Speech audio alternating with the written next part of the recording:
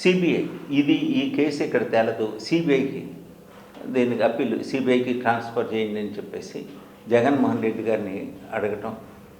ఇప్పుడు అంటే ఈ సిబిఐకి దీన్ని కూడా అనమాట అప్లికేషన్ పెట్టుకోవడానికి వీళ్ళే వచ్చేసి తీసుకెళ్ళటం, అప్లికేషన్ పెట్టించటం.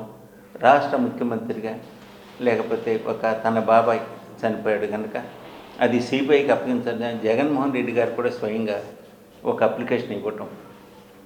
తర్వాత సబ్సిక్వెంట్గా వీళ్ళు పెట్టుకున్నటువంటి అప్లికేషన్ని ఉపసంహరించుకోవటం జరిగినట్టు తెలియటం ఆవిడకి.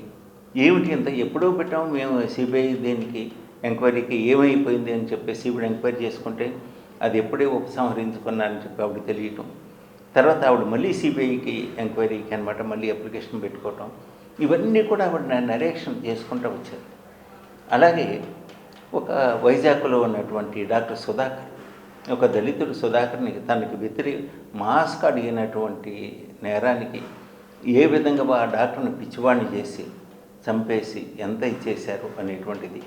అలాగే ఒక ఎమ్మెల్సీ యొక్క డ్రైవర్ని చంపి అడిగి గుమ్మం ముందు పారేసేస్తే ఇవేమీ కూడా ఎవరు పట్టించుకోవాలి.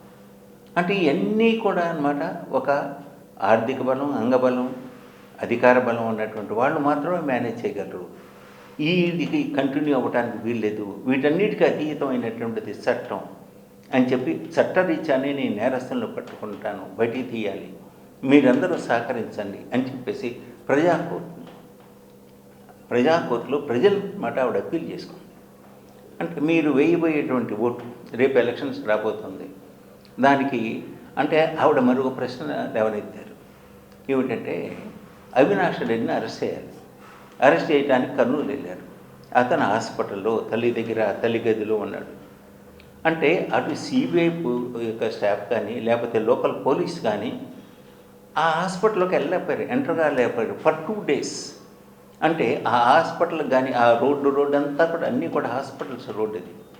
అందువల్ల మిగతా హాస్పిటల్ కూడా పేషెంట్స్ వెళ్ళిపోయారు. ఆ రోడ్లోకి అనమాట ఇన్ రెసిడెంట్స్, ఆ రోడ్లో ఉన్నటువంటి వాళ్ళు కూడా బయటికి లోపలికి కూడా వెళ్ళలేనటువంటి దిగ్బంధం అయిపోయింది. అంటే ఒక ప్రజాస్వామ్యంలో ఒక సిబిఐ అయినటువంటి ఒక సెంట్రల్ గవర్నమెంట్ సంస్థ స్టాఫ్ ఒక వ్యక్తిని అరెస్ట్ చేయడానికి అతనేమీ పారిపోలేదు. అది సునీత గారు కూడా చెప్పింది, ఆయన ఏం పారిపోలేదు, ఎదురుగా కనిపిస్తున్నాడు, గదిలో ఉన్నాడు. అయినా ఆ గది వరకు, హాస్పిటల్ వరకు అన్నమాట ఈ పోలీసులు వెళ్ళలేకపోయారు. వెళ్ళలేక ఇది భారతదేశ చరిత్రలో ఇటువంటి సంఘటన ఎక్కడైనా జరిగిందా, ఎందుకు జరుగుతుంది, ఎలా జరుగుతుంది, ఏమిటి అసలు ఇది ప్రజాస్వామ్యానా, ఇది పోలీసు వ్యవస్థేనా అన్న స్థాయిలో ఆవిడ ప్రశ్నించారు. అది ఎంత ఆవిడ యొక్క ఆవేదనని అర్థం చేసుకోండి అని చెప్పేసి ఆవిడ మరి హైదరాబాద్లో కానీ విజయవాడలో కానీ ఆంధ్రప్రదేశ్లో కానీ కాకుండా ఢిల్లీలో ఈ యొక్క ప్రెస్ మీట్ పెట్టడం అంటే ఒకటి అభద్రతాభావం వల్ల, అంటే ఎక్కడైతే ఏదన్నా తనపైన దాడి చేస్తారనా, లేకపోతే పోలీసులు మనల్ని నిర్బంధిస్తారనా, లేకపోతే ఏదైనా కారణం కావచ్చు, ఢిల్లీలో ఈ ప్రెస్ మీట్ పెట్టింది. అంటే అక్కడ ప్రకంపనలు క్రియేట్ అవుతుంది దీనివల్ల. ఇది చాలా పరిగణించాలి, అంటే చాలా సీరియస్ ఇష్యూ. ఎందుకంటే ఎన్నికల ముందు ఆవిడ డైరెక్ట్గానే చెప్పారు, అడిగారు, పాత్రికేయులు అడిగిన ప్రశ్నకి, అంటే మీరు జగన్మోహన్ రెడ్డి గారికి ఓటు వేయొద్దనే, ఇటువంటి వ్యవస్థకి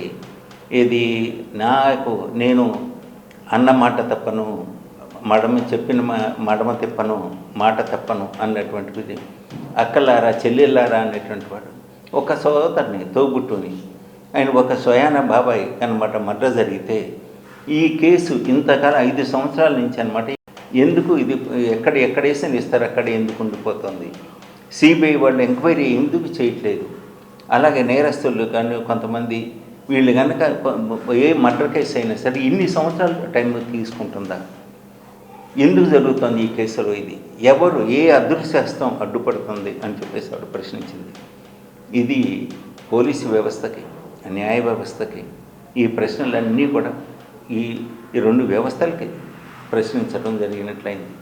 అంటే భారతదేశంలో లా అండ్ ఆర్డర్ కానీ లేకపోతే లా కానీ ఎట్లా ఉంది ఏమిటి అనే దానికి ఒక సవాల్ లాంటిది జవాబు చెప్పాల్సినటువంటి పరిస్థితి ఏర్పడింది.